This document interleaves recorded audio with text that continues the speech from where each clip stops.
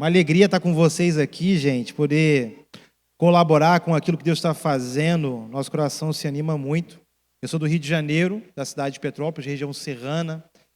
Sou casado com a Michele, sou pai do Azaf, da Sofia e do Pedro. O Azaf tem 10 anos, é um autista de nível 1 de suporte. A Sofia tem 7 anos, o Pedro tem 6 anos, nível 3 de suporte, não verbal e tem dificuldade para se locomover, mas anda bem, anda bem. Essa é a nossa família. Eu sou TDAH, sou colérico. Colérico não é tão difícil não, mas assim, não chega a ser uma divergência, né? Mas ainda assim é difícil, então. Sou colérico, faço parte do presbitério do Mevan, na cidade de Petrópolis, Rio de Janeiro mesmo, e vim aqui hoje servi-los. Você está pronto? Você continua pronto, né? É poderoso o que a gente está vivendo aqui, né? Eu não sei você, cheguei agora há pouco, nem muito tempo que eu cheguei aqui era 6h10 e 15, e eu já estou empolgado, gente. Você está comigo? Eu ouvi 50 minutos de conversa, vi um pouquinho do que está acontecendo, e eu falo para vocês que eu estou animado. Alguém sabe onde tem casa para alugar aí perto? Eu fiquei animado, gente. Olha, falar para você que a gente tem... Deus nos deu uma missão, com base talvez em uma profissão. Eu sou comunicador publicitário, eu tenho 12 anos, fui missionário, estudei teologia na Batista do Paraná, no seminário, né? Mas Deus nos deu uma missão com relação à comunicação, e a gente criou um projeto chamado Igreja Criativa. Com a Igreja Criativa, a Tour Igreja Criativa, a gente rodou aos 27 estados da nação brasileira, 26 estados mais Distrito Federal, isso em 1 ano e 7 meses. A gente conheceu muita igreja, a gente foi, ou é um projeto pioneiro de comunicação e criatividade, é o único da América Latina que fez o que a gente fez. Não é dos Estados Unidos, ou não é nacional ou mundial, melhor dizendo, porque não fala inglês. Se eu fosse alguém que estivesse falando, pregando e ministrando em português, espanhol e inglês, seria o maior do mundo. Você tem noção? Não é para se gabar não, mas não é pouca... Se fosse no Rio de Janeiro, eu ia falar um palavrão, né? Não é pouca coisa não. Não é pouca coisa, meus amigos carioca me ajudem. Não é pouca coisa não, gente. Mas olha só, qual que é o grande fato? Petrópolis, não sei quem conhece, é uma cidade de 400 mil habitantes, região serrana do Rio de Janeiro. É uma boa cidade para quem mora na perspectiva do Rio, para quem conhece o Rio, os seus perigos, comunidades. Petrópolis é uma boa cidade. Alguém conhece aqui Petrópolis? Alguém já foi? Alguém já conhece, tal, já ouviu falar. O ponto é, eu fiz isso hoje, a última vez que eu vi, tem uns 2, 3 anos, nós alcançamos 67 países com os nossos cursos, treinamentos, mentorias, consultorias. Hoje eu estou desenhando igrejas como, por exemplo, a Advec do Seus Malafaia, que são 128 igrejas. O campus da AD Fama são 428 igrejas. O campo de Campinas, que é em Goiânia também, que são 734 igrejas. E tudo isso de Petrópolis, da minha casa, da minha cidadezinha. Digo que Deus tem dado uma graça para pessoas que dizem sim para Ele. Esse é que é o foco aqui. Não é para vangloriar, até porque tudo que eu falo para você não faz sentido nenhum. Você não é da minha profissão. Se você fosse um entusiasta da comunicação, você fala, nossa, que incrível. Mas como não é, talvez para você não faça sentido. O ponto aqui é o quanto Deus, nesse tempo, tem se disposto a fazer, ou tem buscado gente disposta para fazer muito mais do que aquilo que a sua porção geográfica, cultural, a sua porção, familiar lhe propôs a fazer. Vim de família pobre, não vim de comunidade, mas sem cultura, sem perspectiva do futuro, sem percepção, sem conseguir sonhar e pensar em alguma coisa, sem conseguir olhar para frente e observar um projeto, um sonho. Eu não tinha ambições quando se tratava do futuro. Eu lembro de que na missão, eu fiquei 2 anos em Curitiba como missionário, e a minha oração, quando eu voltei para casa, eu falei, Deus, estou voltando depois de 2 anos da minha vida. Se eu posso te pedir alguma coisa, eu quero te pedir para que eu nunca mais ande a pé. Ok? Por quê? Eu fiquei durante mais de 1 ano e 2 meses, talvez, 1 ano e 1 mês, andando a pé, da minha casa, que era um bairro, até onde a minha igreja ficava. Dava 1h20, 1h30, 1h40, andando a pé, nesse processo. Isso sem chuva, né? Com chuva era muito pior, porque tinha mochila pesada, com roupa, com tênis, com meia, com cueca, com camisa, com calça, num saco bem amarrado, isso andando a pé. Então, quando eu percebi que de alguma forma eu estava participando daquilo que Deus estava fazendo. Eu falei: Deus, você tem algum tipo de crédito contigo? Se eu posso te pedir alguma coisa, não sei de que forma você pode fazer isso, mas quem sabe você não pode me dar um cartão de passagem, não sei se aqui tem isso, cartão para transbordo, rodoviária, quem sabe um cartão de forma espiritualmente que nunca esgote as passagens. E aí eu voltei para casa, depois de um período em Curitiba, missionário, 2 anos, e aí eu voltei para casa, acho que uns 2 meses depois eu precisei sair de um terminal rodoviário desse, para comprar coisas para os jovens da igreja que eu estava pastoreando nessa atividade missional ainda, na minha cidade. E aí eu não percebi, o intervalo para o crédito não esgotar tinha acabado. Quando eu voltei para entrar no ônibus no terminal de novo, passo o cartão, não tinha nem passagem e nem validava ainda o terminal rodoviário esse transbordo ali. E aí meu coração se entristeceu, né? Falei: Deus, eu só te pedi uma coisa. E Deus, eu discutindo com Deus, né? Tendo em vista o que te pedem por aí, nem foi tão difícil assim. Vamos lá, Deus. Tem homens muito mais ambiciosos do que eu, pedindo legiões de anjos, e eu sei que dá trabalho tudo isso, né? Mas assim, imaginei que tanto tempo dedicado, tentando conversar com Deus. E aí eu me lembro que eu sentei, né? E aí na minha cabeça, enquanto eu discutia com Deus, entristecido, fiz um rápido cálculo e percebi, falei: bom, a distância que eu estou para onde eu preciso ir está em torno de 40 minutos andando a pé. Quer saber? Está tudo bem. Eu fui preparado para isso. Então, enquanto discutia com Deus, eu tinha razão e certeza para me levantar e só caminhar. Afinal de contas, eu fui treinado para isso. Fui treinado não para ter um cartão com muita passagem para passar nos ônibus da cidade, mas para andar a pé. Esse é o nosso confronto de bênção, né? A gente acha que bênção, então, agora seria eu ter um cartão de passagem infinito, ou ganhar um carro de Deus. Mas não, eu fui abençoado no treino que eu recebi do próprio Deus. Não precisa acreditar, não. Se você me falasse, eu não acreditaria em você. Mas Deus falou no meu coração: olha na tua carteira. Irmãos, eu olhei na minha carteira quando Deus falou no meu coração. Como Ele fala? Não sei. Eu sei que eu ouvi Deus falando no meu coração. Não tinha nada lá dentro. Deus, além de não sustentar o pedido que eu lhe fiz, ainda ousa brincar comigo. Falei: ok, Deus, ok. Talvez Ele esteja buscando graça em mim, né? Aquela ideia, Deus achou graça, quer dizer que Deus riu. E aí Deus está rindo de mim, mas Ele falou de novo: olha na sua carteira. E não sei se você lembra ou passou por isso, mas carteira de adolescente, você tinha um monte de papel, porque o sonho era ter coisa lá dentro, né? Então você tinha papel, tinha xerox, tinha cartão de um monte de coisa que você nunca ia ligar para as pessoas. Cartão do gás, cartão da farmácia, cartão de um monte de coisa, porque você tinha que ter, não tinha dinheiro. Tinha um monte de bolso, não sei se era de propósito, a costura que era tão pobre a carteira, né? Carteira baratinha, comprava na banca de jornal, então não tinha costura em tudo que tinha em todo lugar, tinha um monte de bolso invisível. Aí Deus falou comigo: olha direito na sua carteira. Irmão, não acredita, porque não é teologia, nem eu acredito se você me disser, mas não tinha lá a passagem que eu precisava para pegar o ônibus. Você acredita nisso, irmão?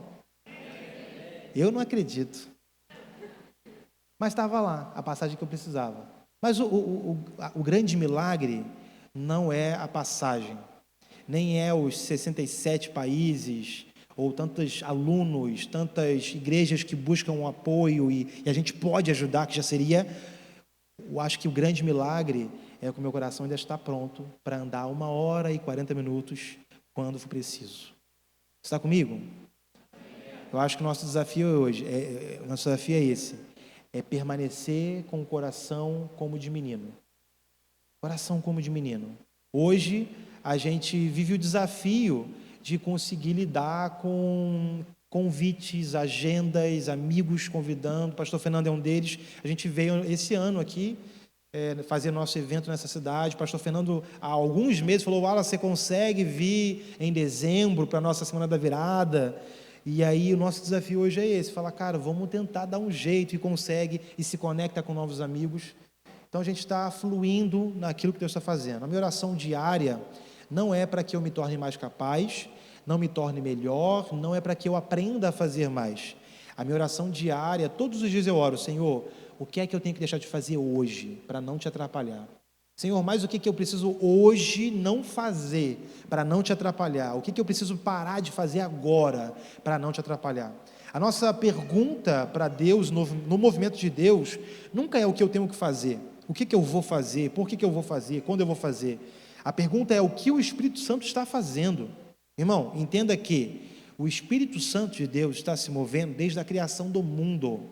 Se você não atrapalhar, vai dar tudo certo. Está comigo? Nós muito mais atrapalhamos do que auxiliamos. Então, não é sobre algo que nós temos que fazer, aprender, desenvolver. É sobre uma consciência de perceber o Espírito Santo de Deus se movendo. O Espírito Santo de Deus está trabalhando. Ele está se movendo nessa cidade, nessa igreja, na tua vida. Mas, às vezes, o desafio de Deus para cumprir os planos de Deus é exatamente você que insiste em atrapalhar Deus. Está comigo ainda? Você vai ver lá, não é o nosso assunto, espero não ser, mas você vai ver a história de Jacó, por exemplo. Fica tranquilo, eu não comecei a introdução ainda. A gente já vai orar e vamos ler a palavra. Mas você vai ver a história de Jacó, um homem que viveu perseguindo o milagre, ser abençoado. A fascinação de Jacó e por necessidade, talvez eu enxergo de alguma forma assim, um propósito dentro de Jacó, talvez como José, por exemplo. José, quem era José? Um garoto tão infantilizado e imaturo que decide contar para todo mundo o sonho que teve, como se achando. A gente acha que isso é legal, né? Mas José estava se achando, tirando onda. Vocês todos vão se dobrar diante de mim. Um garoto. Então, dentro de José existia um propósito eterno que Deus já tinha determinado, mas José, um garoto, não soube lidar com aquilo. E aí você vê que os processos de Deus na vida de José constroem um homem aonde tinha um garoto. Está comigo? Ele conseguiu permanecer fiel em todos os processos, depois de ter sido vendido. E aí a coisa mais linda de todas é ele conseguir, no final da história, ver os seus irmãos e não ter nenhum tipo de rancor. Então deu certo o propósito de Deus. Não porque José fez algo grandioso, mas porque algo grandioso foi construído dentro de José. Talvez você se inspire mais e se empolgue mais com a ideia de José ter sido governador do Egito. Isso aí, meu amigo, é fácil. Tem um monte de bandido hoje governando, não precisa ter caráter para isso. Mas algo poderoso foi José não ter guardado rancor dos seus irmãos. Mais importante do que Deus está fazendo, ou você está fazendo para Deus, é aquilo que Deus está fazendo em você. Está comigo? Mais importante do que a construção da igreja que vocês são, é a construção de quem vocês estão se tornando. Então, daqui a 10 anos, vocês vão olhar para isso e vão falar, cara, que família incrível. Mas vocês vão perceber que mais valioso são os homens e mulheres que vocês se tornaram nesse processo. Quem vocês deixaram de ser e quem vocês aprenderam a ser. Jacó passou por isso. Eu tenho TDAH, uns deslizes, mas com o tempo, com o treinamento, eu consigo abrir grande parênteses e voltar para eles com muita maestria. Mas se eu me perder no caminho, por favor, preste atenção, você que não tem TDAH também, me ajude. Então, Jacó foi um homem que viveu perseguindo ser abençoado. Ele tinha essa construção enquanto promessa de que seria grande. Mas nessa percepção de que seria grande, mesmo antes de conhecer o seu destino em Deus, era alguém por natureza que vivia correndo atrás da sua bênção. Ele correu atrás da sua bênção, a enganar o seu irmão, a enganar o seu pai, a enganar o seu sogro. A vida de Jacó, até o momento onde ele encontra com o anjo do Senhor, que é o próprio Deus, era de enganar as pessoas. Inclusive, eu sei que você cantou muitas vezes na tua igreja, me dá a minha bênção para depois subir. Irmão, isso é um cântico de um sem vergonha. Isso não faz sentido. Isso é um cara que insiste em brigar com Deus para ser abençoado. Não, me dá minha bênção agora. Eu vou subir 7 vezes o monte, campanha de 7 semanas e 7 não sei o quê. Porque a oração move a Deus, irmão. Não sei que Bíblia que a gente leu, que a gente foi parar nesse lugar. De olhar para um sem vergonha como Jacó, um enganador, usurpador, um homem que lutava para sair bem na fita, fazer uma canção como hino da igreja, me dá a minha bênção para depois subir. Irmão, isso não é exemplo para a gente. Jacó só brigou com Deus não era porque é persistente, porque era um cabra bom, sabe? Não, porque ele queria ser abençoado a qualquer custo. Tanto é que o que marca a história de Jacó, e você conhece esse cenário, são as perguntas que foram feitas para ele, das suas figuras de autoridade, que poderiam abençoar. O pai de Jacó perguntou: quem você é? Quem é você? Foi o que o pai de Jacó perguntou para ele. O que ele disse? Eu sou Esaú. Para ser abençoado, à medida de receber benefícios de você, meu pai, e de Deus e da igreja da vida, eu me proponho a mostrar-me como um outro homem que não sou. Sou Esaú, porque eu sei que quem eu sou não merece ser abençoado. Então, deixe-me disfarçar de outro, porque eu preciso ser abençoado. Quem eu sou de verdade não importa. Importa é a bênção que vou receber. E aí, isso persegue quem Jacó é por todo momento. Eu não sei se você se inspirou nessa história, mas já é para destruir a tua vida agora. Inclusive, eu não estou nem aí para a tua vida. Domingo que vem, eu sei que vai ficar tudo bem, seus pastores ainda amam você, mas eu sou só um convidado. Eu vim aqui para quebrar tudo mesmo, para falar com você que você não vai ter uma vida boa, a sua vida não vai ser transformada. Nós precisamos que a sua vida morra. Inclusive, Jesus já morreu a sua morte.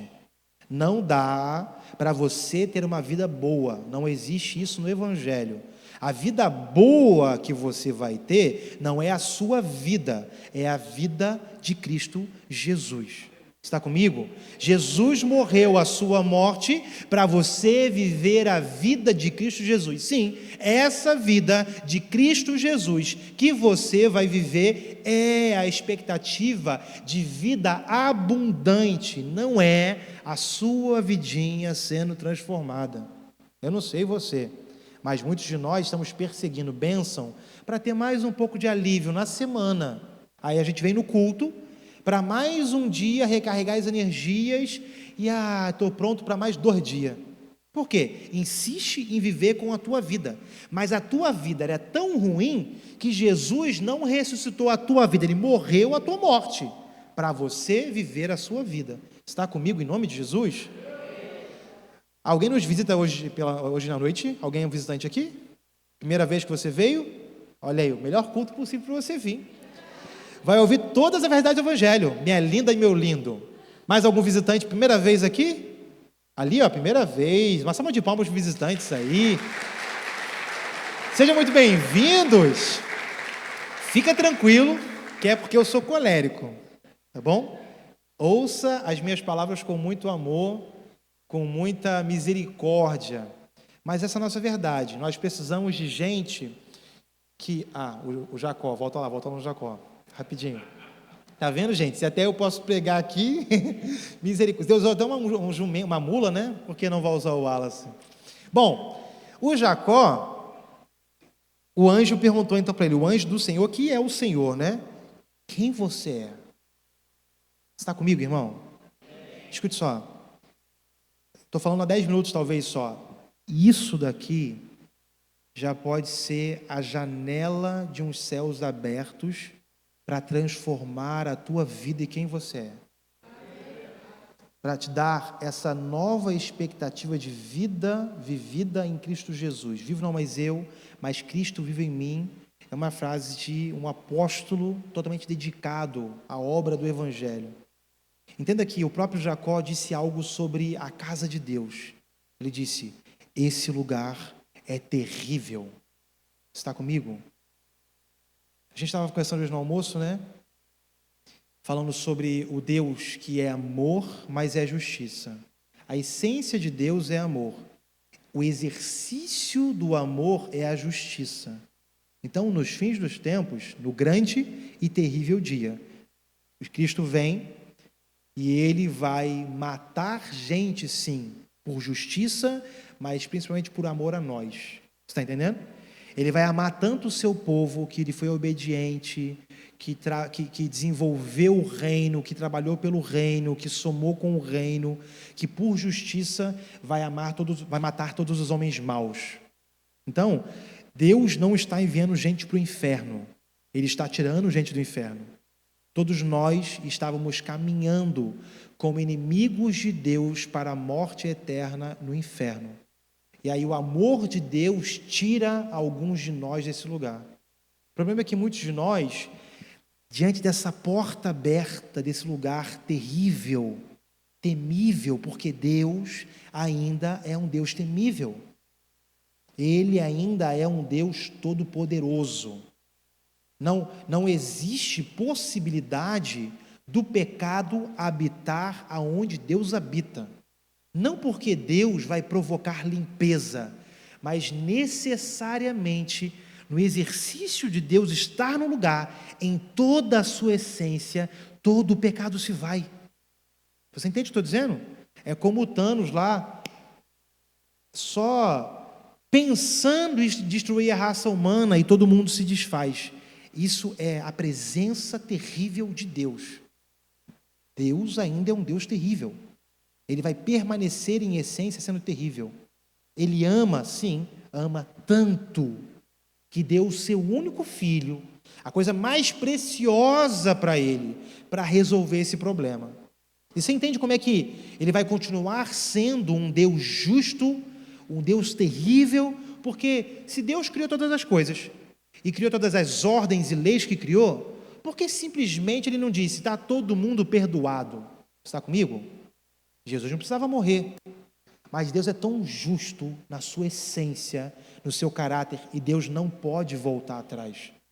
Tem coisas que Deus não pode mentir, Deus não pode voltar atrás. Sim, o Deus Todo-Poderoso não pode ir contra a sua essência e voltar atrás. Então Deus é tão absoluto e eternamente permanece sendo o mesmo Deus, que Ele precisou enviar Cristo Jesus para morrer no seu lugar, porque tinha uma lei estabelecida por Deus: o salário do pecado é a morte. Então, se você trabalhou, você vai receber o seu salário. Se você plantou, você colhe. O salário do pecado é a morte. Tinha um ponto final ali. Entenda a diferença de perdão com a diferença da graça, ou aquilo que é a graça que Deus propõe. No perdão, Deus diria: ei, meus filhos, estão todos perdoados, vão livremente. Mas na graça proposta por Deus, o dom gratuito, Ele está dizendo: todos vocês trabalharam para receber a morte como pecadores, vírgula, mas de graça eu lhes dou um dom gratuito, a vida eterna em Cristo Jesus. Vocês não foram perdoados na perspectiva de que o pecado que você cometeu foi esquecido, porque alguém precisou morrer pelo pecado que você cometeu. Você está comigo? Uma coisa é dizer: você me deve 100 mil, esquece, deixa para lá, os 100 mil, esquece, não precisa desse dinheiro. Outra coisa é eu falar com você: não, você me deve 100 mil, pastor, está na sua conta agora, você tem que me pagar. Ele foi perdoado? Sim, mas alguém pagou o pato, ok? Cristo Jesus morreu a sua morte para você ousar viver a vida de Cristo Jesus. Glória a Deus! Então Jacó, quando o anjo do Senhor, o próprio Deus, pergunta: quem é você? E de fato, veja essa janela aberta aqui, essa grande escada que leva para o céu. Deus perguntando para você aqui essa noite: quem é você? E aí, você vai trazer o seu currículo de montes que você foi, de campanha de oração, a bênção que você está perseguindo? Não, Deus, eu sou aquele que está vindo há 7 semanas na igreja para poder conquistar o que eu preciso conquistar. Ou você vai dizer: eu sou Jacó. E olha, Jacó foi tão ruim em essência, e o nome de Jacó não quer dizer enganador, mas ele foi tão ruim, um ser humano, sabe, desprezível, que começou-se a considerar o nome de Jacó como enganador. Então Jacó está dizendo: eu sou o que dizem que eu sou um enganador, eu sou Jacó. A graça é: existe misericórdia para quem você é, quando você reconhece, assume quem você é. Existem dois passos práticos para você. Primeiro, é reconhecer e assumir quem você é. Sim, eu sou aquele que precisa da tua graça, da tua misericórdia, da tua salvação. Eu sou uma ovelha perdida, desgarrada, como sem pastor. Eu sou esse. Reconhece quem você é sem Cristo Jesus. Necessariamente você vai reconhecer também quem Cristo é e quem você vai ser em Cristo Jesus. Se você não reconhece que você é um Jacó, você não tem necessidade de um Salvador. Você entende o que eu estou dizendo? Não existe necessidade da salvação se você não é alguém perdido. Se você não é uma ovelha desgarrada, não existe necessidade de um pastor ir ao seu encontro. Por isso que reconhecer quem você é o grande passo para a maturidade da vida cristã. Reconhecer quem você vai te humilhar diante de si mesmo, dos homens, dos seus amigos, mas esse reconhecimento de quem Deus vai te exaltar, porque a palavra fala que nós já estamos, quem? Aqueles que se converteram, aqueles que são família de Cristo, corpo de Cristo, já estamos assentados com Cristo em regiões celestiais. Irmão, não existe isso em lugar nenhum na face da terra. Hoje você é um pecador, irmão. Se você olhar para baixo, você vai ver o inferno coladinho em você, de tão ruim que você é. Quem você é? Sou um pecador. E aí, na medida que você reconhece, sou um pecador e preciso de um Salvador, na hora, você já está com Cristo, assentado no seu governo. Isso não existe. É uma promoção espiritual totalmente louca. É a loucura da cruz. Nós não entendemos. Eu não vou conseguir te explicar isso. Muita coisa eu consigo te explicar. Mas por que Deus é tão amoroso assim, eu não sei. Ele só ama e eu falo sim para Ele. Eu mesmo, em sã consciência, às vezes não concordo com Deus. Fala, Deus, esse cabra tem que se converter mesmo. Será, Deus? Será que não tem muito amor aí? E é meio Jonas, sabe? Não vou para lá não. Porque se eu for para lá, eu sei que você vai perdoar aquele povo e eles não merecem seu perdão. Não é, gente? Então, Jacó, a gente fechar e começar. Jacó, ele foi abençoado. E olha só, a medida da bênção de Jacó. Jacó entrou numa guerra com Deus, andando perfeitamente, mas saiu mancando e abençoado. Está comigo? Amigo, às vezes na tua vida, a graça do Senhor vai bastar. Talvez você seja como Paulo, orando dia após dia, me ajude nas minhas fraquezas. E não é fraqueza pecaminosa, pelo amor de Deus. Não sejam sem vergonha. Não sejam sem vergonha. Me ajude naquilo que eu acho que eu preciso conquistar para ser abençoado e não sou. Jacó entrou andando e saiu mancando. A maior bênção de Jacó não é aquilo que ele conquistou fora, mas dentro, como eu disse para você. Porque aquele homem que insistia em correr na frente de todo mundo, no encontro com o seu irmão fala, venha, vamos na frente. Jacó fala, não, deixa eu ir no meu tempo, devagar. Agora tenho as crianças, tenho o gado, tenho as minhas ovelhas, tenho o meu povo. Às vezes, a bênção que você persegue, e Jacó lutou com o anjo, buscando o que ele já tinha. Está comigo? Às vezes o que você persegue, você já tem e não percebe. Por isso que Deus precisa ferir quem você é. Precisa ferir quem você é, para te mostrar isso. Irmão, queira ser alguém que vai andar o resto da vida devagar, porque agora tem que mancar, mas com plena convicção de que é alguém abençoado. Se tem uma coisa boa para você ver na sua vida, são as frustrações que Cristo promove. Irmão, eu sou um homem totalmente frustrado com Deus. Eu pedi para Deus um cartão espiritualmente ilimitado, e até hoje estou esperando, irmão. Frustrado, nada do que eu pedi para Deus, eu recebi de Deus, irmão, graças a Deus. Vou dizer uma coisa para você, oração ruim, sua, é a oração que Deus responde. A primeira vez que Deus respondeu a oração do povo, foi eles pedindo um rei, me dá um rei, me dá um rei, me dá um rei. A primeira vez que Deus respondeu a oração deles, receberam um rei que Deus não queria dar. Você está comigo, irmão? Se abra para ser alguém na postura que Deus quer que você seja e viver as frustrações de Deus. Irmão, está tudo bem você sonhar, ter perspectivas, ter visões, sabe? Cara, eu quero o futuro. Mas provoque isso como um exercício para a frustração. Fala, Deus, eu sonho com isso tudo, mas, sobretudo, que seja feita a tua vontade. Coisa boa, irmão, se você sair de uma briga com Deus percebendo que você perdeu. Você está entendendo o que eu estou dizendo?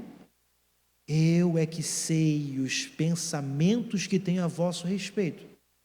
São pensamentos de paz para te dar o fim que você deseja. Essa é a loucura, irmão. Na frustração que Deus promove, nós recebemos de Deus os planos que nós mesmos queríamos, sem ser os planos que queríamos. Eita lasqueira. É muita filosofia. Quer ver uma coisa que eu acho que é pegadinha de Deus? Buscar em primeiro lugar o reino de Deus e a sua justiça. E as demais coisas, você sabe esse versículo, né? Irmão, mas o que vai sobrar para ser acrescentado se você encontrar Deus?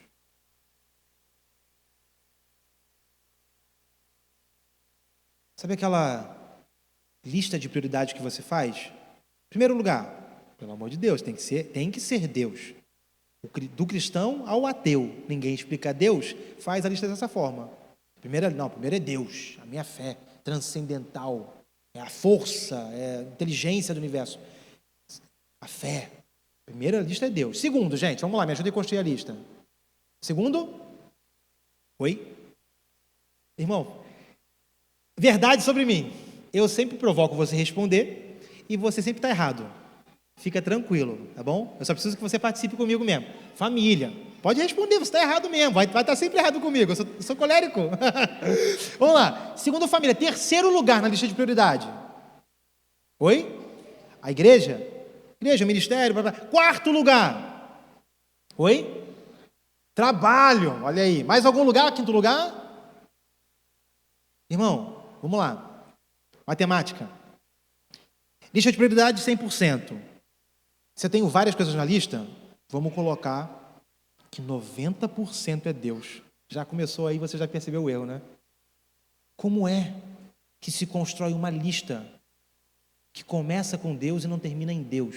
E não estou dizendo de você, primeiro Deus, segundo Deus, terceiro Deus. Não, irmão. A lista toda é Deus. Não existe lista. Não tem lista. Você vai falar, não, 90% é Deus. 5% é família. Irmão, você roubou 5% da prioridade de Deus para dar para a sua família? É sério isso? Se a sua família não estiver em quem Deus é, você está em apuros. Se o seu trabalho, se o seu ministério não estiverem todos dentro de Deus, você está em apuros. Por isso que a sua vida é dolorosa, é cansativa, é chata, é doente. Porque você constrói lista de prioridade dizendo que Deus tem 99,9%. Mas no ponto prático da coisa, o trabalho consome de segunda a sexta boa parte do seu tempo. Tempo que sobra você está tentando relacionar com a família e com os amigos e no outro tempo dormindo, irmão.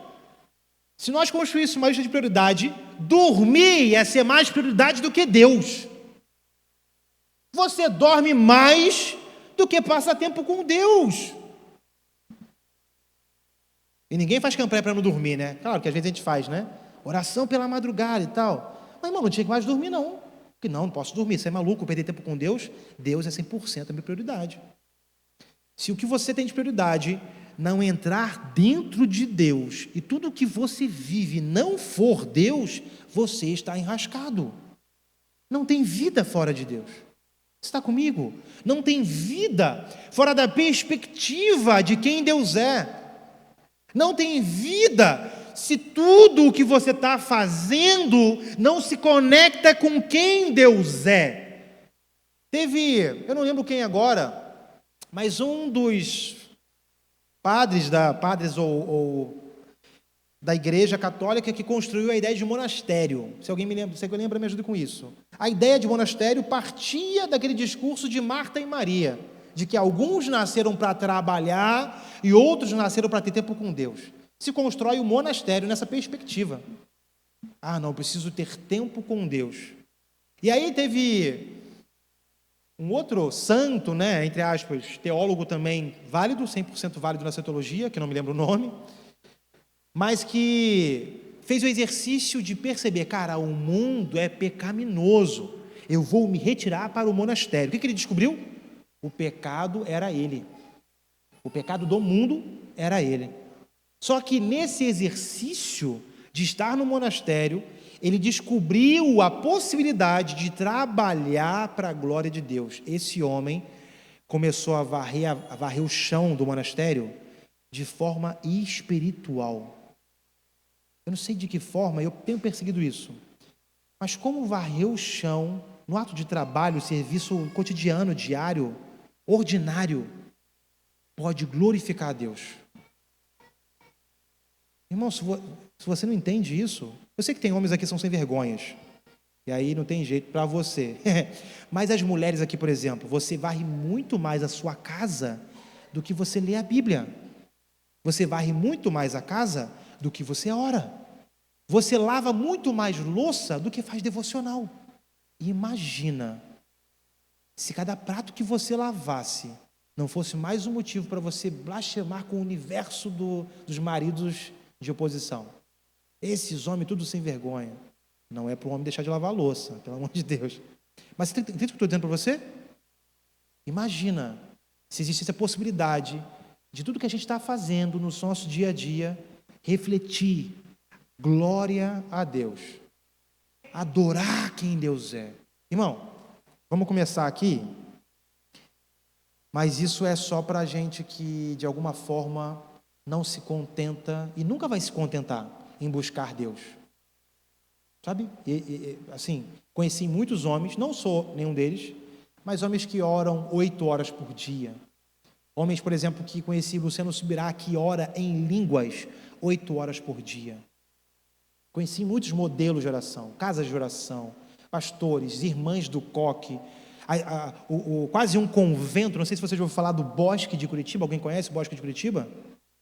Pesquise no Google quando você sair daqui urgentemente, Bosque de Jesus em Curitiba, e vá conhecer, é perto de você teoricamente. É um lugar que você entra e parece ter um monte de freira católica lá, mas são protestantes, se vestem como freira. Não tem como você não entrar naquele lugar e não ser parado pela presença de Deus. Sabe, você entra, fica desnorteado. Aonde eu estou? Não sei se você vive essas loucuras assim também, mas existem movimentos de oração no mundo todo. Agora, se você não é esse tipo de gente, não faz muito sentido para você encontrar mais formas de se relacionar com Deus. Encontrar mais formas, sabe? Porque a eternidade é essa, conhecer e prosseguir em conhecer. O homem é insaciável e Deus é a resposta insaciável para o homem insaciável. Spurgeon disse que até o homem na porta do prostíbulo é o homem à procura de Deus. Deus está em todo lugar, em todo tempo. E Deus não vai saciar quem você é, porque não existe ponto final em quem Deus é. Deus é eternamente conhecível. E necessariamente a eternidade é essa: conhecer e prosseguir conhecendo quem Deus é. Você pode viver a eternidade agora, irmão, pelo amor de Deus. A eternidade não é você passar cantando santo, santo, santo, você não sei o quê. Tem gente que o espírito tão vagabundo, desculpa a palavra, não sei se aqui é muito comum assim, né? Essa do Rio de Janeiro me ajudem, mas que espera passar a eternidade fazendo nada, porque a eternidade. Vou ficar com os anjos voando na eternidade, para um lado e para o outro, cantando santo. Irmão, a eternidade, a Bíblia fala, é conhecer e prosseguir em conhecer. Por que não viver a eternidade agora? Por que não?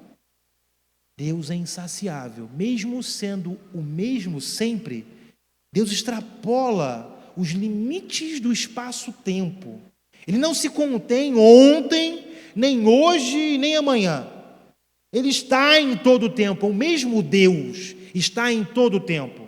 A ciência vai dizer que o mesmo rio não está hoje, nem amanhã, e nem estava ontem. Você não é o mesmo de ontem, você não é o mesmo de 10 minutos atrás. mas Deus permanece eternamente sendo o mesmo, totalmente encontrável. Se você procurar, você vai achar. Se você bater, a porta vai se abrir. Universo eterno de conhecer quem Deus é, de viver a revelação diária de quem Deus é. O nosso problema é a necessidade de criarmos uma lista de prioridade, aonde boa parte é Deus, mas o exercício de boa parte é dormir, relacionar com as pessoas e trabalhar. E trabalho esse que eu nem gosto tanto assim.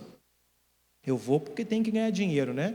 Afinal de contas, na nossa mente, se eu não trabalhar, eu não ganho o salário que o meu patrão me dá. Olha que loucura. Nós somos tão parecidos com Jacó, na correria diária, que não percebemos que o nosso trabalho, o nosso patrão, são ferramentas da justiça e da promessa de Deus de fidelidade sobre a sua vida. É porque Deus é fiel a você, no exercício de você ser fiel a Deus, que usa o seu trabalho, o seu patrão, o salário que você ganha lá, para manter a sua casa, mas na sua cabeça, você trabalha, você merece, e se o seu patrão fizer gracinha, você falar umas verdades para ele, está tudo certo. Aonde está Deus nisso? O que eu tenho sonhado?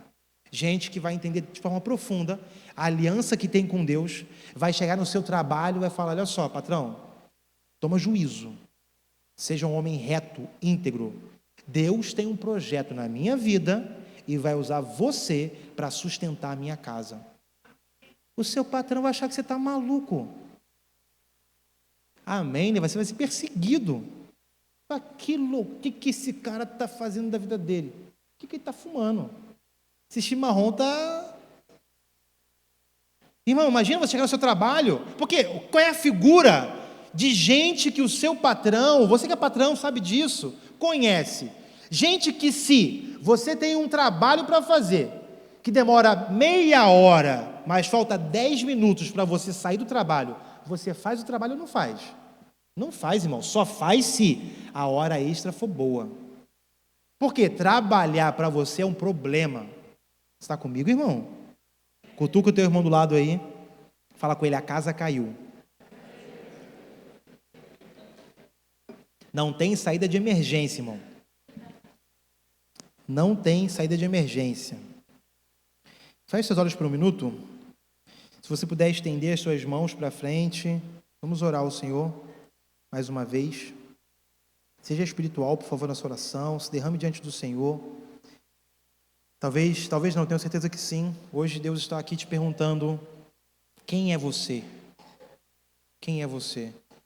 E a proposta de você sair daqui transformado hoje tem a ver com o reconhecimento de quem você é. Se você não consegue se olhar, reconhecer quem você é, a sua necessidade de encontrar mais com Deus, de transformar a vida que você vive. Sabe, irmão, talvez você vive a vida inteira fazendo as coisas certas e sempre dando errado. É porque você está plantando esforço no terreno errado. Você ainda está fazendo a sua vida dar certo. Se fosse você, entrava na vida de Deus, na vida de Cristo Jesus, que já é a vida certa. Em nome de Jesus, nós clamamos, Espírito, se derrame sobre nós, dentro de nós. Vem em nossa mente, vem em nosso coração, constrange-nos, confronta-nos, Espírito. Constrói em nós um verdadeiro eu, constrói em nós a vida de Cristo Jesus, eu clamo em nome de Jesus, Espírito Santo. Vem, Espírito Santo, sobre nós. Vem, Espírito Santo, sobre nós. Em nome de Jesus. Amém. Vamos comigo, por favor, em versículo 35 até o 38 de Mateus 9. Mateus 9, 35, 38. 35 até o 38.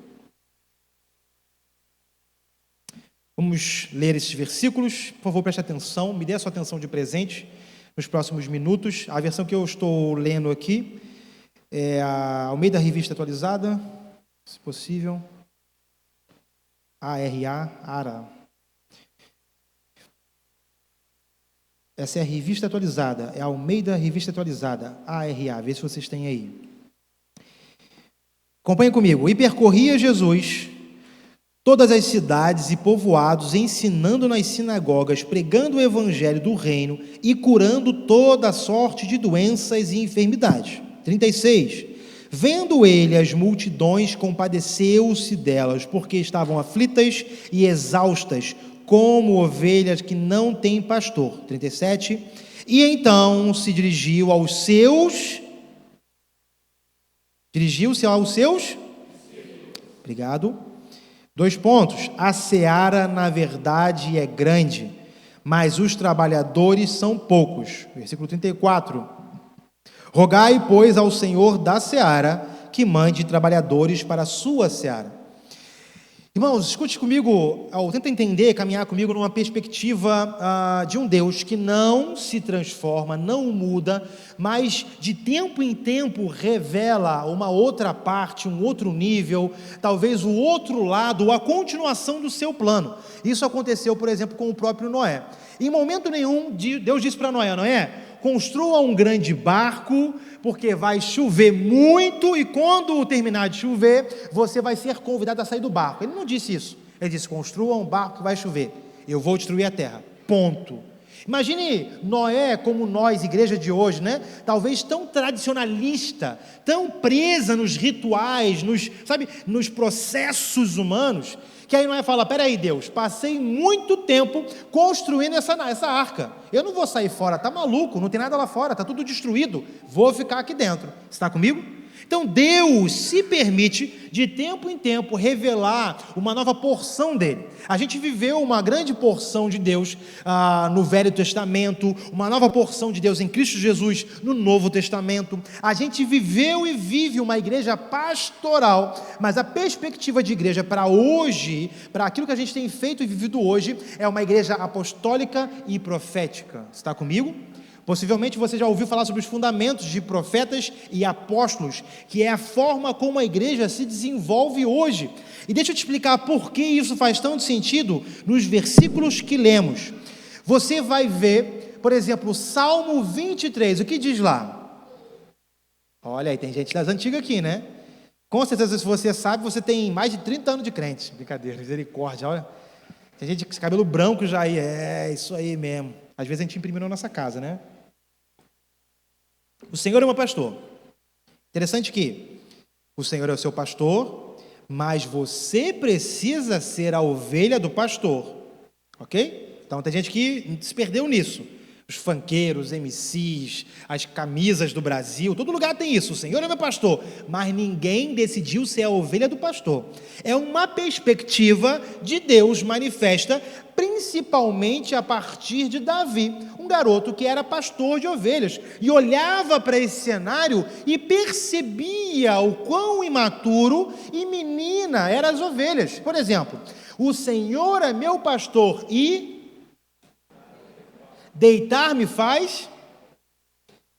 Tem 2 atividades ou 2 atos aqui, de fato, o trabalho, né, que eu percebo aqui. Primeiro, deitar-me faz em verdes pastos. Quem é que deita? É a ovelha que percebeu que o pasto está verde, está gostoso, é um lugar de descanso, ou é o pastor que faz deitar? É o pastor, ok? Você está comigo? Irmão, olha como é que a ovelha é míope e burra. Ela não consegue ver que o pasto está verde e é o lugar propício para se deitar.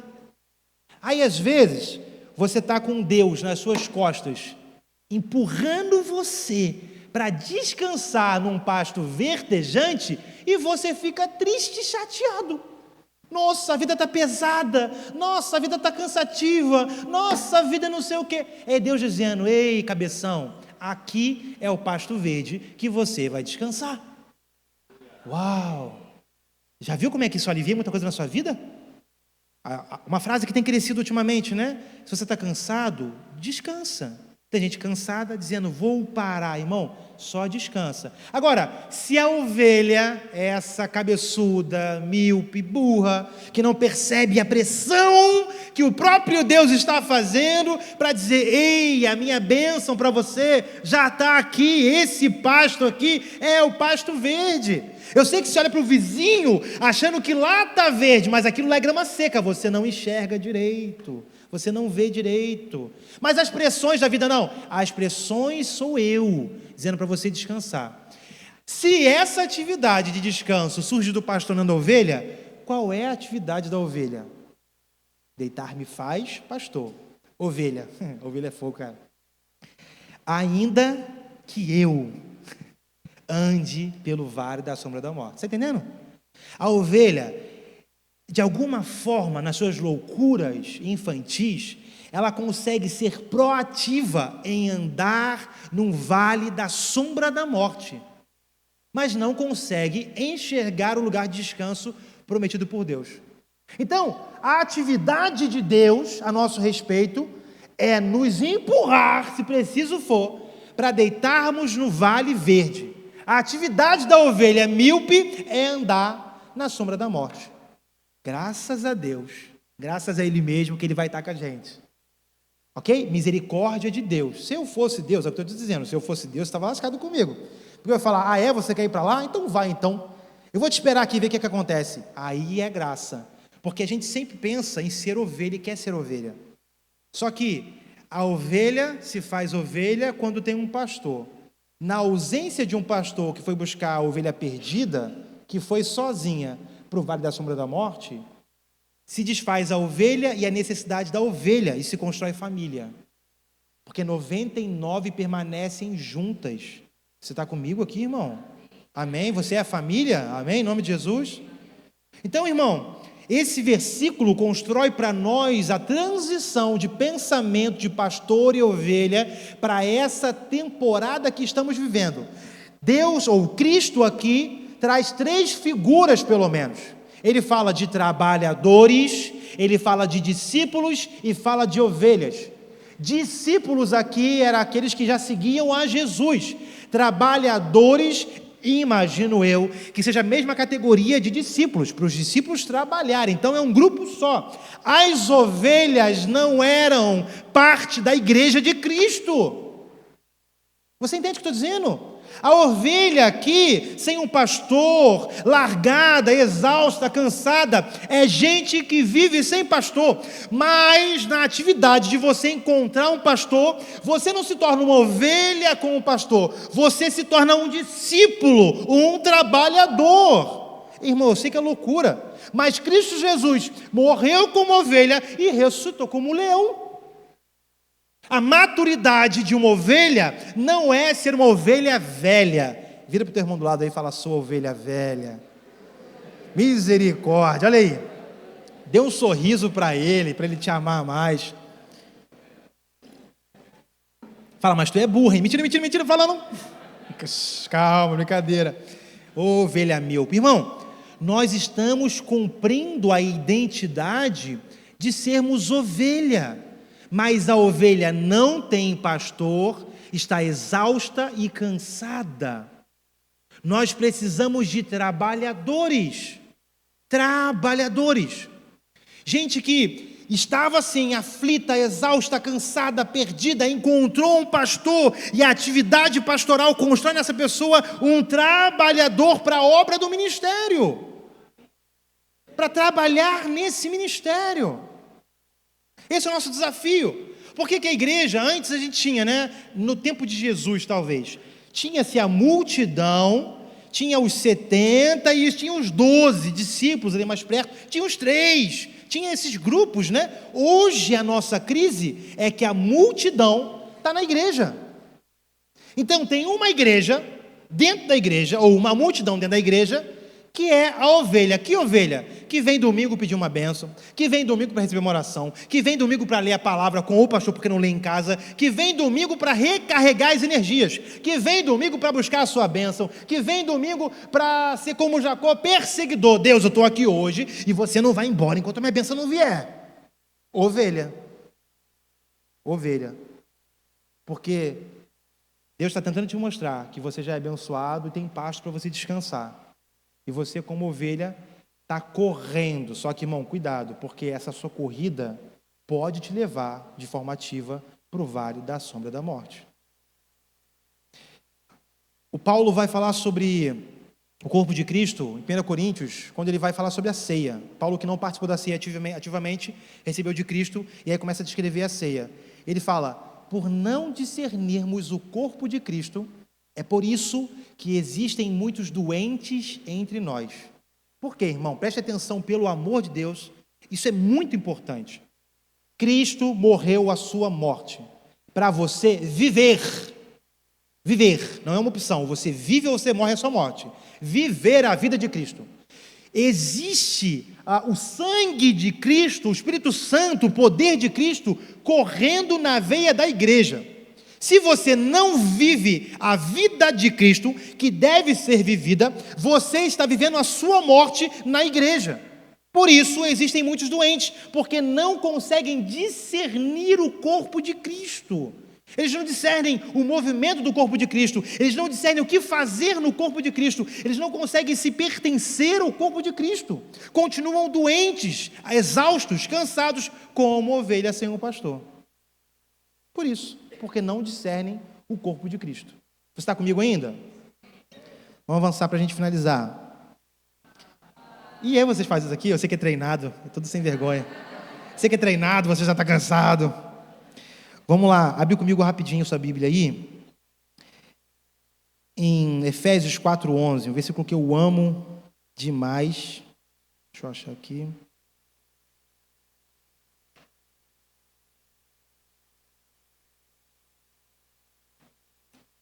Efésios 4:11. Deixa eu começar com você no versículo 1. Efésios 4. Você está comigo, irmão? Você está feliz ainda? Amém. Minha expectativa é que saia daqui muito triste. Chateado, chorando, encabulado. Pastor é maluco, por que ele faz essas coisas? Chama esses caras para falar aqui. Vamos lá, Efésios, vamos ler o versículo 1. Eu gosto muito de Paulo, acho que Paulo era muito, sei lá, de alguma forma eu me pareço com Paulo, o pior dos pecadores.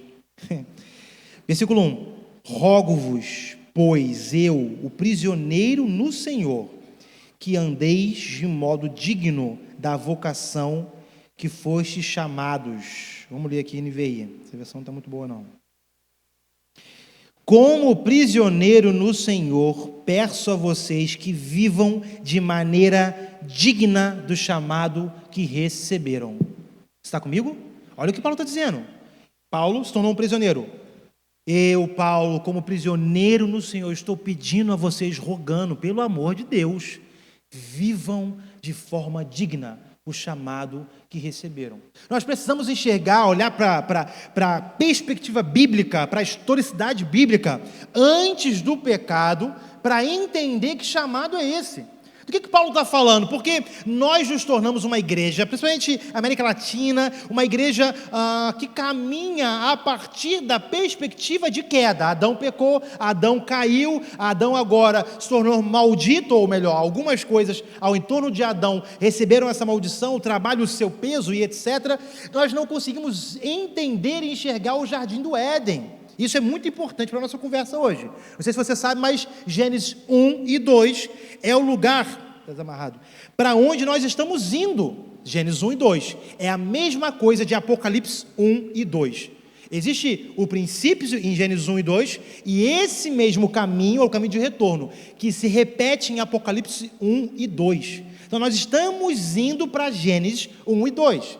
Você lembra que Deus fez um jardim? Aonde que Deus fez um jardim? Oi? Está comigo ainda? Aonde Deus fez o jardim? Aonde Deus fez? Qual é o nome do jardim? Não. Eu falei, gente, vocês estão errados. Pode falar, não tem problema não.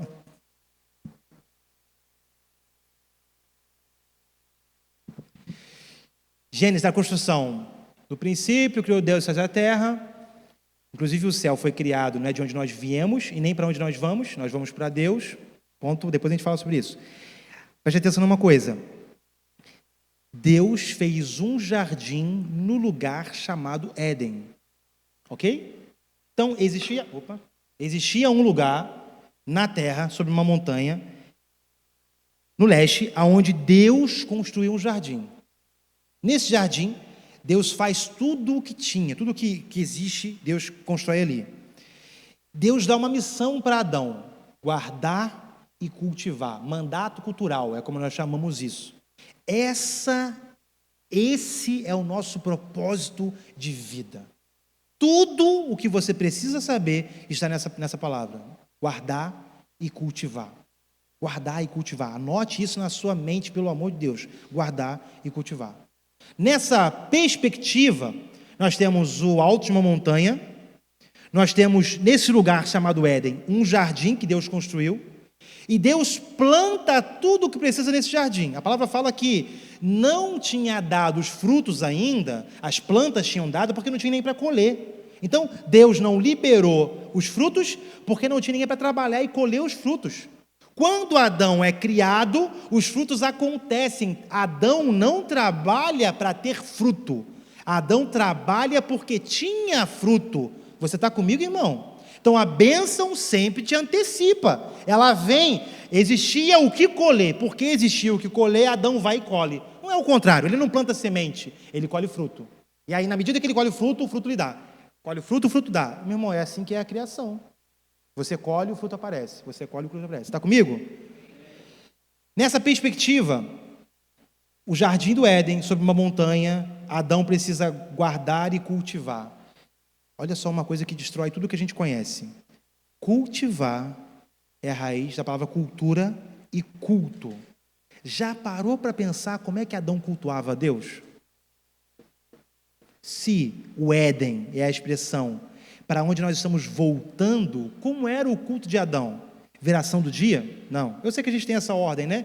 O discipulado, é gostoso, o sol está se pondo aqui, é tão lindo. Imagino que alguns de vocês se aproveitem desse cenário, venham para aqui na viração do dia, e aí a Bíblia, um cafezinho, nossa, que maravilha. Não, isso não é o culto de Adão. A ordem de Deus para Adão é: faça culto. Como Adão fazia culto? Palavra culto e cultivar. Trabalhando. Você está comigo, irmão?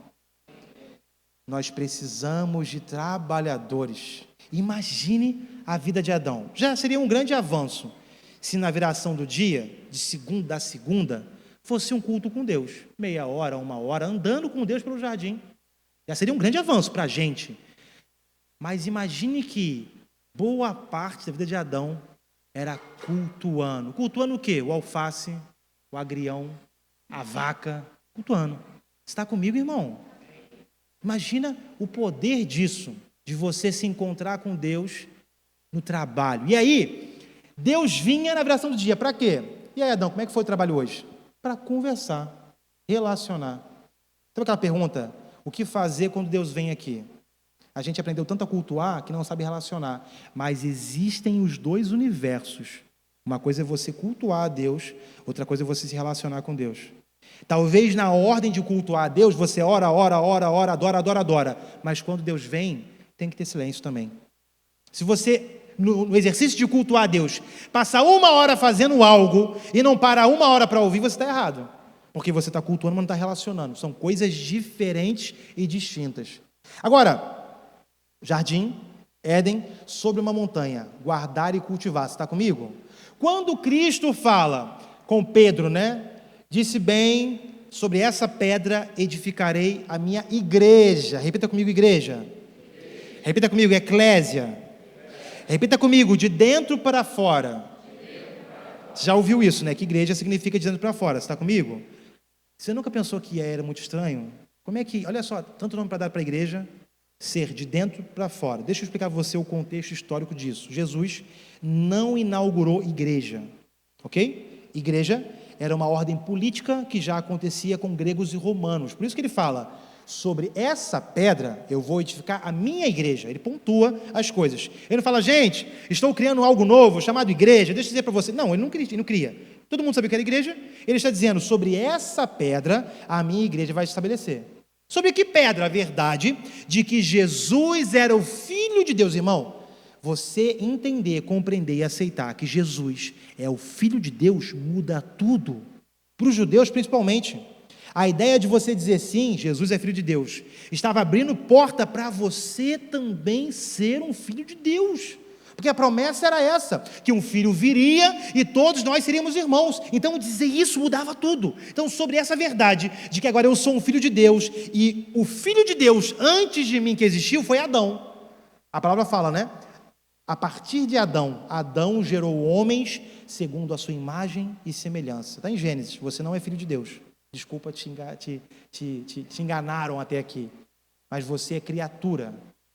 E no Espírito Santo, em Cristo Jesus, você recebe a adoção. Inclusive, para você é tão ruim lidar com isso, na criação falando, sabe, uma criatura ser chamada de Deus, que o Espírito Santo insiste em dizer dentro de você que você é filho de Deus. Se ele parasse de dizer isso, você não acreditava.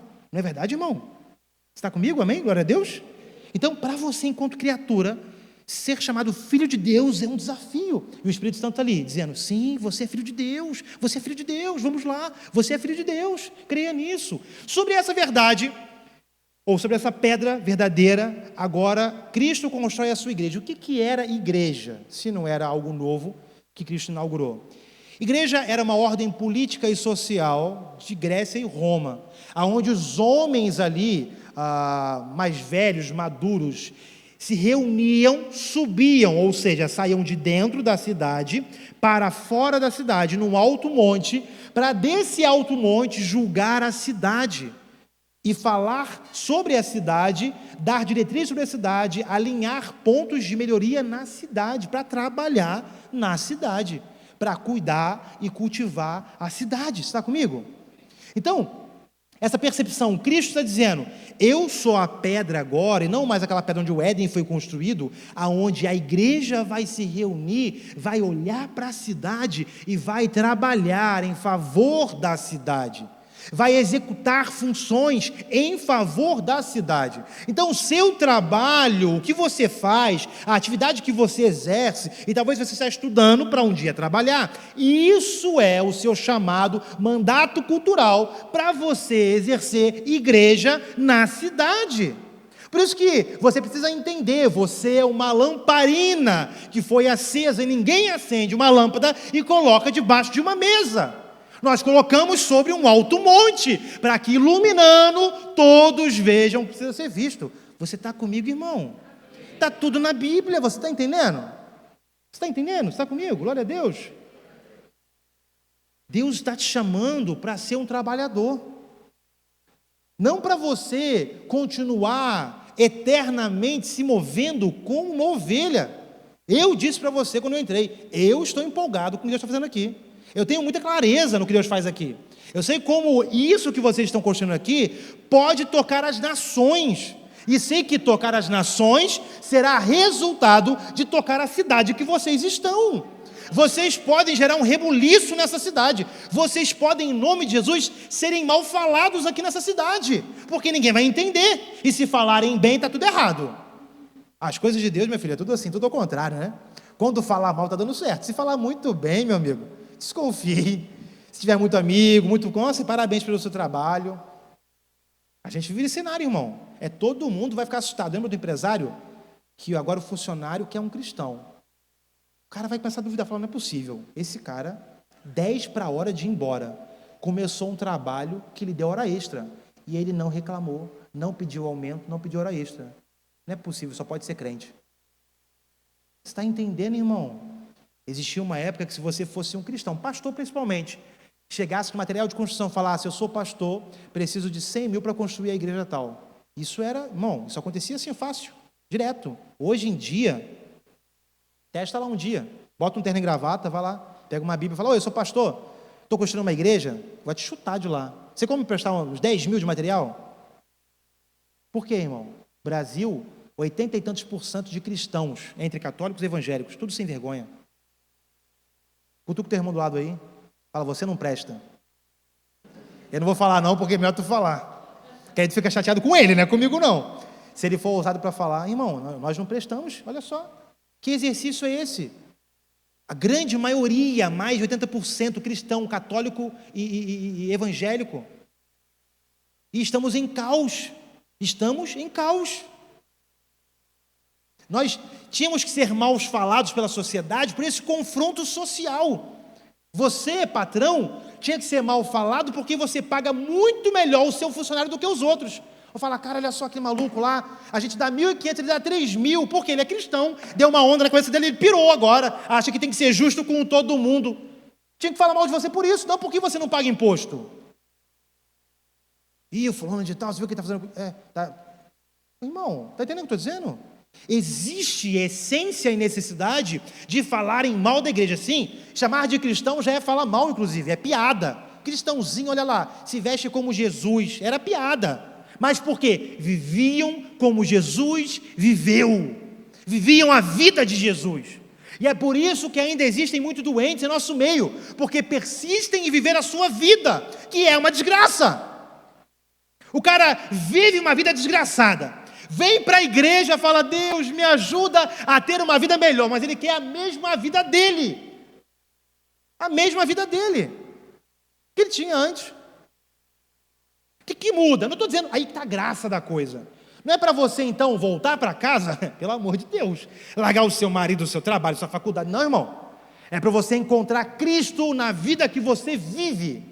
Você vai encontrar significado, propósito, você vai encontrar essência, você vai sentir essa necessidade quase que natural de manifestar quem Cristo é. Irmão, estava falando com o pastor agora há pouco, e eu acho muito engraçado a igreja, né? Mas você vem na igreja, eu venho na igreja uma vez por semana, quando, né, alguns nem vêm tanto, no domingo, para cultuar a Deus, irmão. Isso que nós vemos aqui, pelo amor de Deus, isso é falso, irmão. Não é você de verdade, pelo amor de Deus. Você vai continuar se enganando assim? Não é você de verdade, poxa. Sei que você se emociona, você chora, levanta a mão. Nossa, que legal, irmão.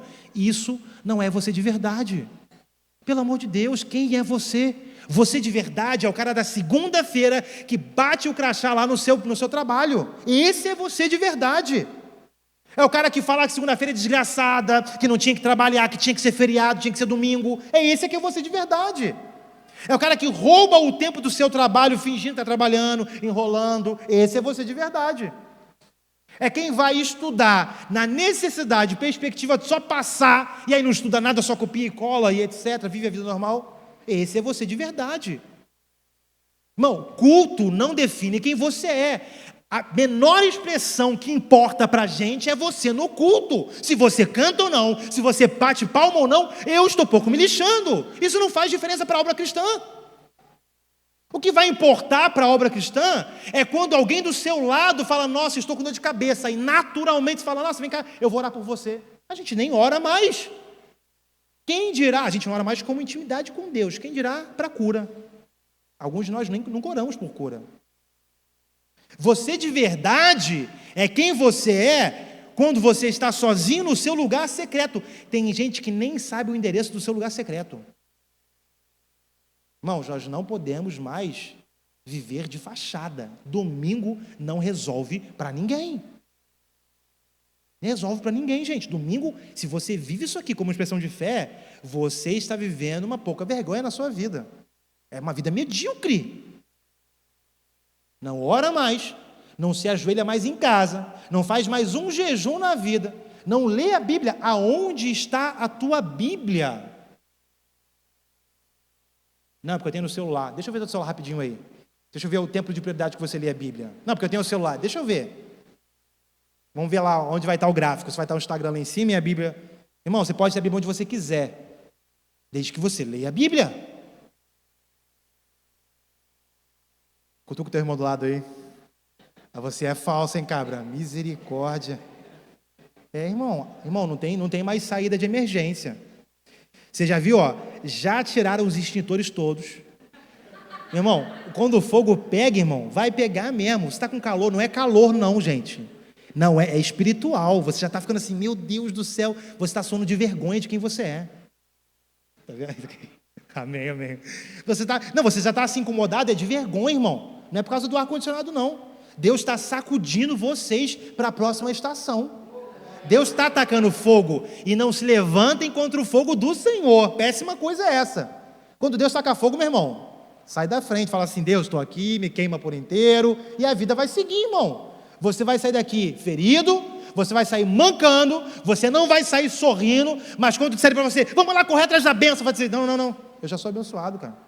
Deus está construindo algo dentro de mim que é eterno, eu estou sendo construído para algo eterno, eu estou sendo trabalhado para algo eterno. Irmão, Deus tem uma nova estação para vocês aqui. Eu sei que alguns de vocês estão nem aí para essa estação, mas tem gente aqui que está entendendo, tem gente aqui que está percebendo o que Deus está fazendo, o convite de Deus, e nessa perspectiva, você não pode ser mais ovelha. Entenda que o trabalho do Espírito Santo é constranger o coração do homem.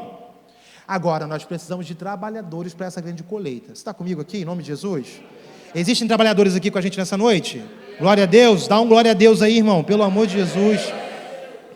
Para a gente finalizar então agora, Efésios 4:11. Eu vou ler os últimos versículos e a gente finaliza. A gente ora junto.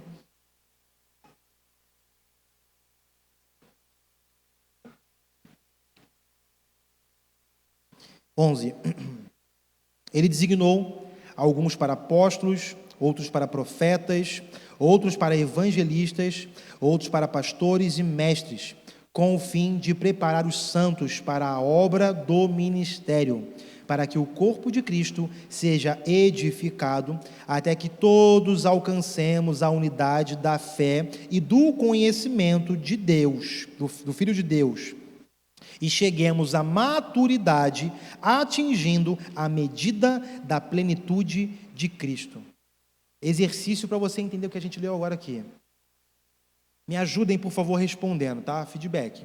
O que faz o pastor? Pastoreia. O que faz o evangelista? Oi? Evangeliza. O que faz o mestre? Ensina. O que faz o profeta? Profetiza. É o mais difícil para o final, né? O que faz o apóstolo? Apostila? Quem falou apostila aí? Ah, tu me quebra. Irmão, segundo o que a gente acabou de ler agora aqui, existe uma expectativa para o nosso chamamento. Segundo o que nós lemos aqui, o pastor não pastoreia. Segundo o que lemos nessa palavra, o apóstolo não faz apostila. O evangelista não evangeliza, o mestre não ensina. Todos os ministérios, homens dons, e alguns aqui só são homens dons, não é o mais importante da equação. Todos eles trabalham para edificar a igreja. O grande foco do que Paulo escreveu não são os 5 ministérios. Se você é apóstolo, inclusive não estou falando de responsabilidade eclesiástica no sentido de administração. O presidente da igreja é o pastor tal. O pastor pode ser presidente, pastor, mas pode ser um mestre. Você entende o que eu estou dizendo? Falando de função. Alguns de nós temos funcionamentos, dons, talentos específicos, como apóstolo, profeta, temos habilidades mais naturais à nossa criação, ok? Disso que eu estou falando com você, não é sobre cargos eclesiásticos. Nessa ótica, o mais importante aqui não é a função que você tem. Se você tem, eu não sei, não é horóscopo, gente, isso aqui. Eu não achei o meu signo, não é isso. Eu não sei se eu sou pastor, irmão, não precisa ser. Porque o mais importante é a obra do ministério. Todos esses homens dons estão trabalhando para edificar você, que é a igreja, para que você, que é a igreja, possa cumprir a obra do ministério. Você cumprindo a obra do ministério. O próximo nível que nós precisamos entrar enquanto igreja brasileira é de gente que não entendeu, quando entendeu, função na igreja. Nossa, eu estou escalado hoje, sou um homem diferente. Tem gente na história da igreja que jejuava só quando ia louvar no domingo. Falei, essa semana eu vou adorar, vou jejuar. As oportunidades que a gente deu na vida, né? Eu sei que você fez muito isso também. Essa semana o pastor me chamou para interceder, vou até jejuar. Tem gente que fez muito isso. Mas nós precisamos nesse tempo, homens que para além da função, vão se vestir com a missão que carregam. E qual é a missão que nós temos? Manifestar Cristo Jesus. A nossa missão, independente de onde você estiver, fazendo o que você estiver fazendo, vai ser manifestar quem Cristo Jesus é.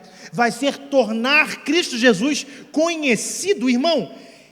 Contra tudo que você ouviu, Cristo não se faz conhecido, você pregando, dizendo, olha, Cristo é assim, assim, assim, assim, assim, é um jovem louro de olhos azuis, irmão.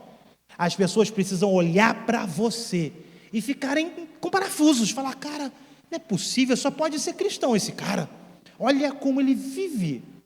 Olha como ele vive. Será que você está vivendo de forma digna do chamado que você recebeu? E que chamado você recebeu? Ser a expressão de Cristo Jesus aonde você estiver. Sim, para alguns de vocês aqui, Deus vai fazer convites para largar tudo. Vai falar, eu quero que você seja exclusivo na medicina. Sim, você vai ser o meu missionário lá na medicina e só na medicina. Você vai dizer não para todas as outras oportunidades. Para alguns Deus vai dizer na advocacia. Para alguns Deus vai dizer, ei, eu preciso que você seja o melhor pedreiro que essa cidade já viu. Para a glória de Deus. Para alguns Deus vai dizer, eu preciso que você seja um pastor. Irmão, na equação, ser um pastor de uma igreja é o menor dos casos. É o menor dos casos. Nós precisamos de homens e mulheres que vão vestir a vida de Cristo Jesus e vão manifestar no seu dia a dia, não com dogmas religiosos, não com um evangelismo combinado, uma ação intencional combinada, mas causando inveja em quem vê. Fala, cara, olha a vida dessa pessoa, eu queria viver assim. Agora, por que a tua vida não causa inveja? Porque a tua vida ainda é a tua vida desgraçada. Não é a vida abundante que Cristo Jesus promete. Então, olha como é que a vida está pesada. Você olha para você e está ruim. Olha para o outro e a sua mente entra em parafuso. Não é possível. O cara nem crente é, olha a vida que ele tem. O cara nem crente é, olha só não sei o quê. O cara nem crente é, olha a empresa dele. O cara nem crente é, olha o casamento dele. Olha só como é que as coisas se inverteram. Daqui a pouco tem gente se desviando para outras ideologias, porque percebe a qualidade da vida do outro, quando a sua vida em Cristo Jesus deveria ser desejada. As pessoas te perguntando no trabalho, ei cara, desculpa, mas eu estou vendo você trabalhando e eu estou abismado. Aí é a grande sacada. Você pode me dizer onde é a sua igreja? Entende? Porque ele vai querer vir aqui como exercício da percepção da grande vida que você vive. Que vida é essa de alguém apaixonado por Jesus, alguém que se parece com Jesus, alguém que cheira como Jesus, alguém que fala como Jesus, alguém que os demônios não conseguem chegar perto? Imagine você, irmão, indo trabalhar no seu dia a dia com um carro, sei lá, entregando uma encomenda, chega numa cidade, num bairro, numa rua, e o demônio, o que você veio fazer aqui? Imagina, aconteceu com Jesus assim. Se você vai ver a vida de Jesus, vai ser com você também assim. Ei, o que você está fazendo aqui? Para trás dele, atrás, manda embora já, olha só, eu sei que é loucura. Alguns de vocês têm até medo de falar do diabo, né? Fala, eita, liga para o pastor, está amarrado. Faço votos na tua vida, que essa semana 10 endemoniados batendo na tua porta lá. Deus vai mandar os doentes da cidade na tua casa. Deus vai mandar as prostitutas na tua casa. Deus vai mandar os sem vergonha na tua casa, os alcoólatras na tua casa, os viciados na tua casa, os demoniados na tua casa, procurando Jesus Cristo. Eles vão bater lá desesperados, procurando Jesus Cristo. E em nome de Jesus, você vai ser a expressão de Cristo que eles precisam ver. Em nome de Jesus, você vai ser a porção de Cristo que as pessoas precisam ver. Uma chave vai girar, que os problemas vão perseguir você. Eu sei que até agora eram os seus problemas que você dava conta. Mas Davi teve 3 grandes ou 4 grandes batalhas. Primeiro, Davi lutou para defender ovelhas, não a si mesmo, contra leão, derrotou. Depois, Davi, para defender ovelhas do seu pai, não contra si mesmo, lutou contra urso, derrotou. Depois, para defender o povo do seu pai, lutou contra o gigante, derrotou. Davi, quando decidiu não lutar a favor de Deus e foi lutar suas próprias causas, perdeu a guerra, em casa, sozinho. Um rei que derrotava nações, sozinho em casa perdeu a batalha, porque decidiu lutar as suas próprias batalhas. Irmão, deixa Deus guerrear no seu lugar. Vai cuidar das coisas de Deus e deixa Deus cuidar de você. Existe uma equação que se conecta. Quando você abre mão da sua vida e vai cuidar de outro, você confia que a expressão de Deus cuida de você também. E a expressão de Deus é a igreja. Não é fazer descaso da sua vida, do seu marido, do seu problema. É fazer caso de quem Deus é. Então, existe uma confiança universal da igreja. Ei, se eu largar a mão, a igreja, que é a expressão de Deus, coloca a mão. Você está entendendo, irmão? Pelo amor de Deus, vai viver uma vida de propósito, tudo que você faz. Começa a dar um de maluco, vai apertar um parafuso, Deus, esse parafuso é para a tua glória. Vai pagar um boleto, Deus, eu estou sendo fiel, pagando esse boleto, para que o teu nome seja glorificado, para que eles saibam que eu sou fiel, como o Senhor é fiel. Vai pagar a conta para a glória de Deus, irmão, deixa de ser sem vergonha. Você está entendendo? Expressão de quem Jesus é. Deus, olha só como é que a gente não fala mais com os vizinhos, a gente não dá mais bom dia, boa noite, não ajuda. A gente já é aqueles homens que ouve o casal brigando, e qual é a frase que a gente fala? Briga de marido e mulher não se mete a colher, irmão. Isso é do diabo, na igreja principalmente. Tem que meter a colher mesmo, tem que se meter ali, ó rapaz, eu vi como você trata a sua esposa, vem sentar comigo, que eu vou ser uma expressão de Cristo, para te discipular, para você ser homem de verdade. Tem que meter a colher, tem que meter a colher. Aonde está o Cristo nessa expressão? Nós precisamos amar a porção que Deus nos deu. Vocês têm uma cidade inteira para ganhar, irmão, e isso vai se estender à medida que vocês tornarem tudo comum. A comunidade primitiva era comum nas necessidades. Não vendiam casa por vender, vendiam porque era necessário. As necessidades do povo ao seu redor vão se manifestar para vocês. E aí vocês precisam, ser uma resposta para isso. Ser uma resposta para isso.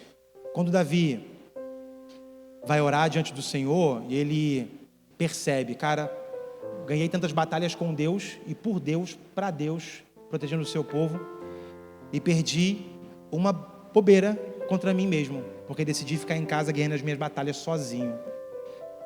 Davi faz essa oração: sonda-me, vê se há em mim algum caminho mau. E aí Davi, nessa oração, Davi diz o seguinte: restaure em mim a alegria da salvação, e me dá um espírito pronto, voluntário, ativo. Davi, ele percebeu que pecou contra Deus, contra si mesmo e contra os outros, porque tinha perdido a convicção, a alegria da sua salvação. Davi se perdeu em perceber que era salvo, que não era mais ovelha desgarrada sem um pastor. Agora era um leão. Agora ele era um cara trabalhador, participante, um guerreiro. Davi ainda se via, mesmo como rei, como um garotinho lá esquecido, abandonado pelo pai dele, pela família dele, maltratado. Davi fala: restaura em mim a alegria da salvação. Gente, Davi era meio maluco. Ninguém tinha falado de salvação ainda, e Davi já vivia isso, a expectativa da salvação em Deus. O que falta na nossa vida é essa alegria da salvação. Isso é muita coisa na minha cabeça. Eu sou muito filosófico, mas isso constrói a reafirmação que eu falei com você desde o início. A salvação mostra quem eu sou, que eu preciso de ser salvo, mostra que tem um Salvador, que Ele veio, que Ele me salvou, mostra que Ele morreu no meu lugar, para eu viver no lugar dele. Isso mostra muita coisa. A alegria da salvação. A alegria da salvação. Restaura em mim um espírito pronto, proativo, voluntário. Há quanto tempo o eu que existe em você não se move pela urgência do outro que está do seu lado? Tem um apelo que eu tenho buscado ser constrangido todo dia, que é o apelo de dar esmola na rua, por exemplo. De alguma forma eu sei que talvez aqui não aconteça isso, mas eu aprendi que o cara da rua, ele vai fumar, vai beber, vai cheirar com a minha esmola. De alguma forma eu julguei, agora não. Estamos em outra temporada, agora eu posso julgar se é válido ou não ajudar ele. Se me pede comida, eu vou lá e eu mesmo me compro, sabe? Me tornei o juiz da causa que acontece. Eu não tinha percebido que o apelo não era para o cara ter o que comer, era para eu deixar de ser um controlador das minhas próprias bênçãos, deixar de ser mesquinho, deixar de construir o meu controle de um Deus chamado dinheiro. Então, eu sempre achei que o cara estava falando comigo o seguinte: ei, me dá de comer, estou com fome. Mas eu entendi que o apelo era ao contrário. Ei, eu posso te ajudar a deixar de ser egoísta. Eu posso te ajudar a se importar com as pessoas. Eu posso te ajudar a amar ao próximo. Eu posso te ajudar a desconstruir esse trono que você construiu no seu coração para o dinheiro, para esse rei que governa a sua vida. Se você me der uma moeda, você vai estar um ponto mais próximo disso. Um ponto mais próximo de ser alguém melhor. Alguém que enxerga o próximo, alguém que vê o próximo, alguém que ajuda o próximo, alguém que resposta para as dores do próximo. Você está comigo, irmão? Esse é o convite de Jesus para esse tempo, para essa temporada. Jesus fala isso de forma incisiva: rogai, porque o Espírito Santo está trabalhando. A seara é grande. Vejam, vocês falam que a colheita é daqui a 3 meses, mas eu digo que já é agora. Os campos estão brancos. Os campos estão brancos. Rogai. As próximas pessoas que vão entrar, e não sei, talvez você se batizou hoje aqui, desculpa, mas o tempo de ser ovelha já passou. Você já chegou no tempo certo de ser trabalhador. Vocês oram por pessoas, as pessoas que Deus envia não são mais ovelhas, são trabalhadores para esse tempo. Irmão, entenda uma coisa: só tem 2 formas, ou dentro de um raciocínio completo, para você falar, cara, eu sou essa família, eu pertenço a essa família, eu participo dessa família. Tem 2 coisas pelo menos que você tem que fazer: trabalhar nessa casa. Você precisa fazer alguma coisa. Talvez você está aqui há 2 anos e nunca varreu um chão. Pelo amor de Deus, se você não varreu um chão aqui, não arrumar uma cadeira aqui, não tirar um matinho ali, não arrumar uma pedrinha que está fora do lugar, você nunca vai se sentir pertencente, porque você não consegue discernir o corpo de Cristo. Se você, nessa perspectiva de ser pertencente, se você não oferta nessa casa, não dizima nessa casa, se você não participa também financeiramente, você nunca vai se sentir pertencente. Engajamento, o seu engajamento vai traduzir o seu nível de pertencimento. Se você passar 10 anos aqui sem nunca trabalhar, sem nunca ser fiel a essa casa também e a Deus através dessa casa, você nunca vai dizer, isso aqui é meu também. Nunca. Você nunca vai para esse lugar e falar, nossa, eu participo.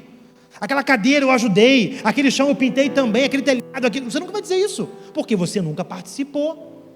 Entende? Isso não é apelo para ovelha, é apelo para trabalhador. Eu sei que dentro de você existe uma chama que insiste diariamente em queimar, sabe? Uma insatisfação: para que eu nasci? Para que eu vim? Para que eu existo? Qual o meu propósito? Qual o meu chamado? Isso te persegue. Viver alguma coisa sem ser isso é uma vida sem propósito, sem sabor. Você é um sal que está sem sabor, não serve mais para salgar. Para que serve? Para ser lançado fora.